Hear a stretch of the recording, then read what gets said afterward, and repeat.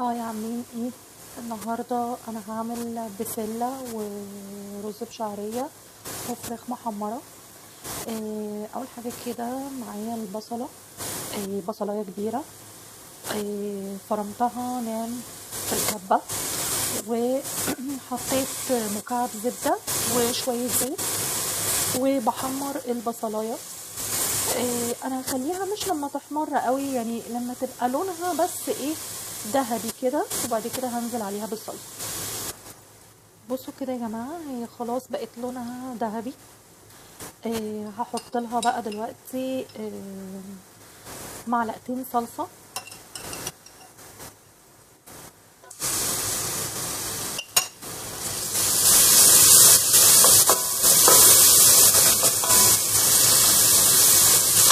بصوا كده يا جماعه، هي احتاجت زبده، حطيت لها زبده تاني وشويه زيت. دلوقتي بقى يعني هستنى كده الزبده تسيح واحط لها الصلصه. احط لها بقى صوص الطماطم. كده انا حطيت الطماطم.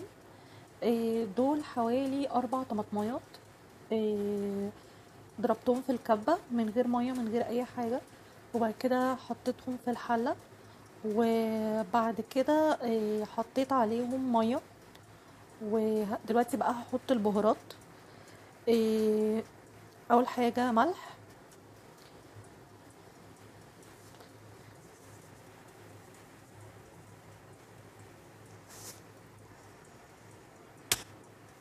فلفل،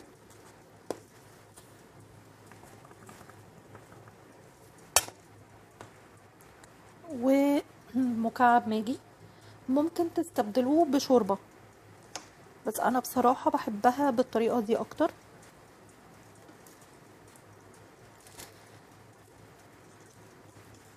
ده ماجي خضار.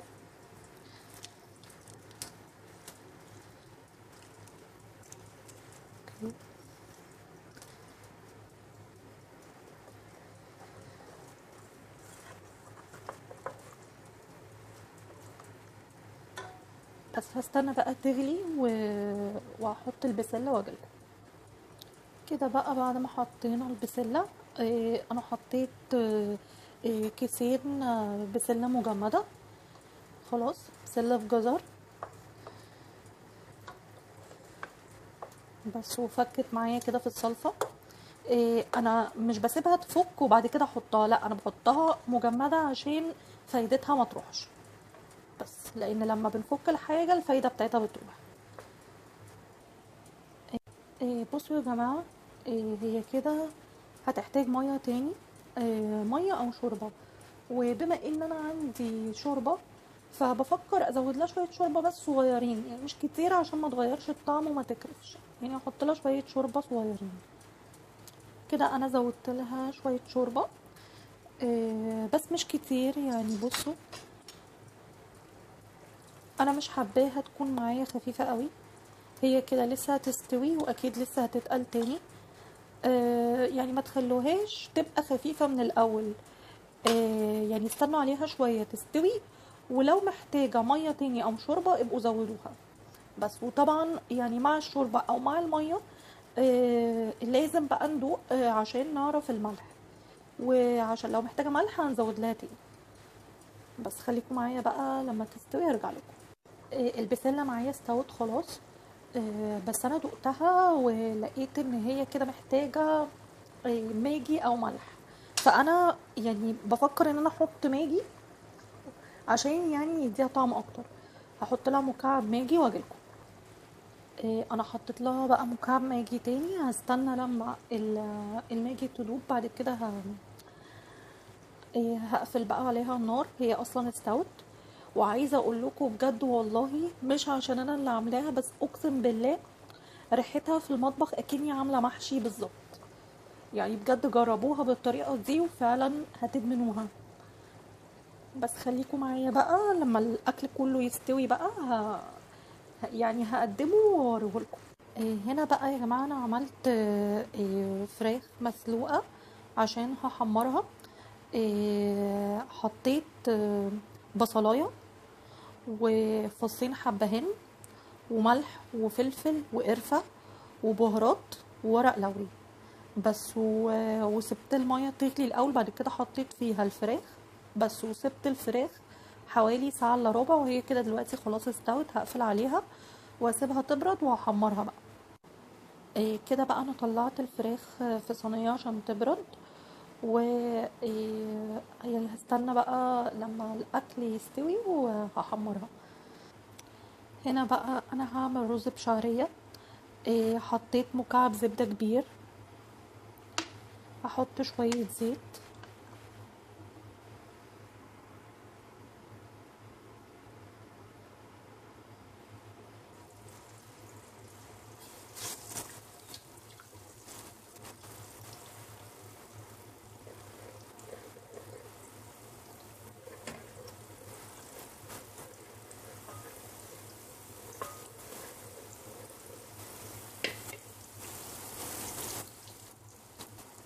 كده حطيت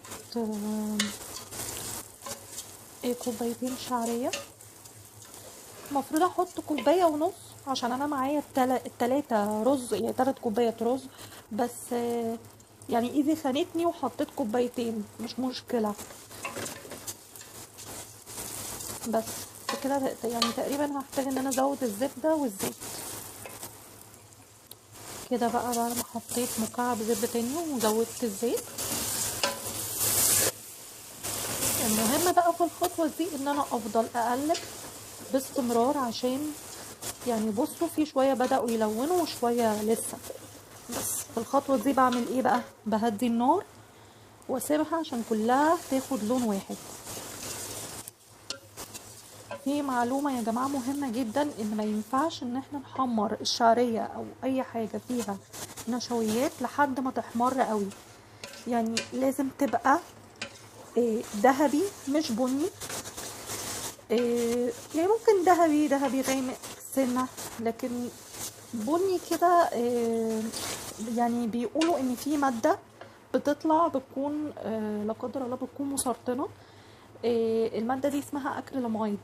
فخدوا بالكم يا جماعة يعني ما تحمروش الاكل اللي فيه نشويات كتير. بس برضو الناس اللي بتحب تعمل مكرونة حبة وحبة، يعني بلاش. او اللي هي المكرونه المحمره او سوري الرز حبه وحبه او المكرونه المحمره او الحاجات دي بلاش. يعني او لو هتحمروها بلاش قوي، بلاش تبقى لونها بني.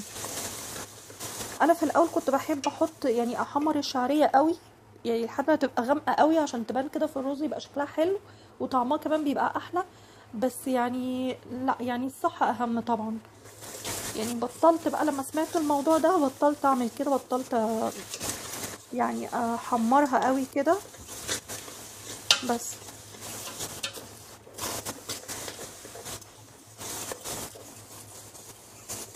بصوا انا محبتش افصل وانا بعمل الشعرية عشان تشوفوا الخطوات، يعني تشوفوا المراحل بتاعتها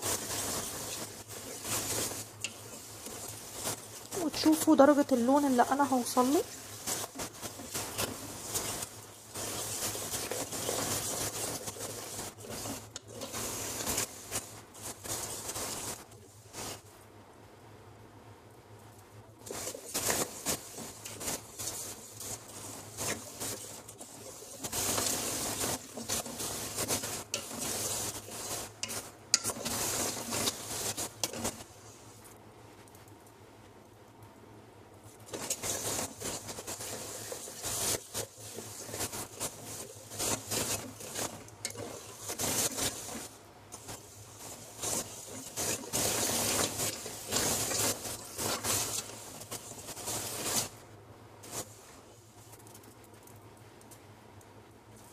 طبعا انا بشوف كل شوية درجة اللون معاكم. اوكي خلاص هي كده. هبدأ بقى احط الرز.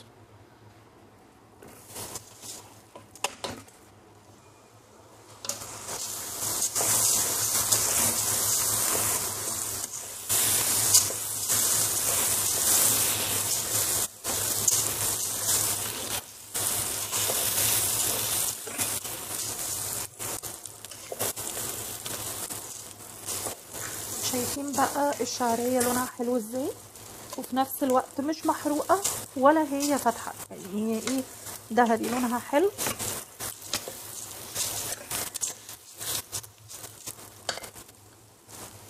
هحط بقى الملح، يعني حوالي معلقة كبيرة شوية، معلقة حلوة كده كبيرة.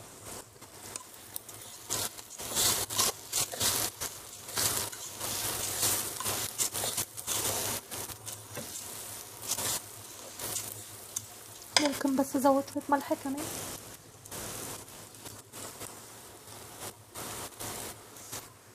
بصوا انا بحط يعني بالويم بالاحساس كده، يعني انا بحس كمية الرز قد ايه هتبقى مالحة ولا لا. وانا من الناس اللي بحب لما اجي اكل الرز لوحده كده احس ان هو طعمه حلو والملح بتاعه مظبوط، ما فيهوش اي حاجه ايه، يعني ما يبقاش ناقص ملح.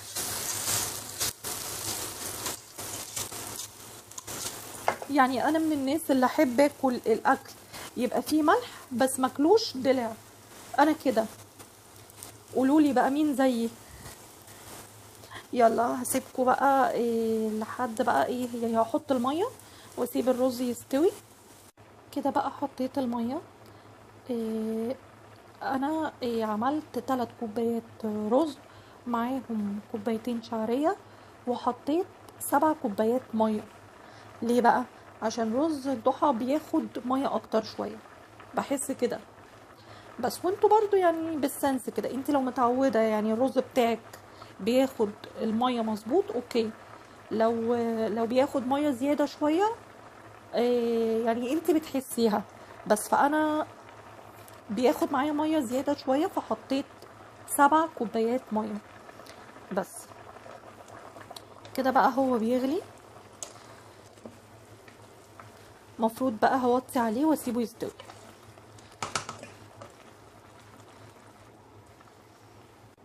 كده الرز استوى بقى معايا.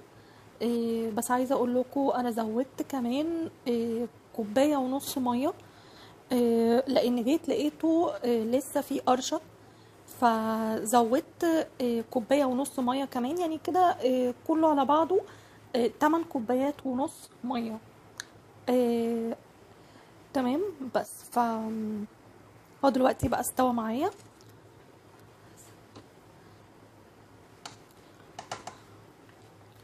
هغرف بقى واوريكم الطبق شكله عامل ازاي واجيلكوا تاني. كده بقى انا حطيت مكعب زبدة وشوية زيت وبحمر الفراخ. استنوا. بصوا كده بقى ده شكل الطبق بتاعي. هدوق بقى معاكم.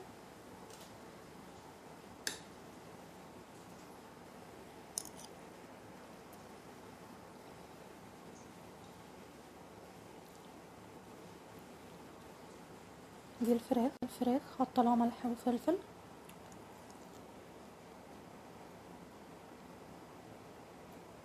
تحفة، جربوا.